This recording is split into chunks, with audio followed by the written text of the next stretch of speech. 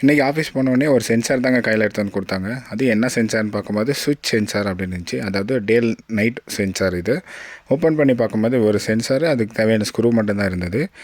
அதில் எப்படி கனெக்ஷன் கொடுக்குறது அப்படின்னு சொல்லி பார்க்கும்போது அதுலேயே கனெக்ஷன் பற்றி போட்டிருந்தாங்க. பாருங்க, லோடு, லைட்டோ, நியூட்ரல் அப்படின்னு சொல்லி அதிலே மென்ஷன் பண்ணியிருந்தாங்க.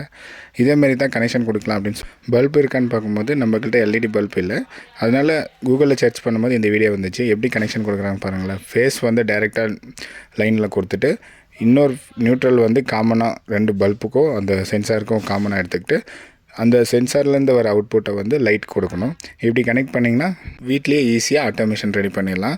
அவ்வளோதாங்க கனெக்ஷன். ஆன் பண்ணி பார்க்கும்போது அவங்க பாருங்கள், பாக்ஸ் வச்சு க்ளோஸ் பண்ணும்போது லைட் ஆன் ஆகும். அதாவது நைட் ஆனால் லைட் ஆன் ஆகும். மார்னிங் டைமில் அதுவே ஆஃப் ஆயிருங்க.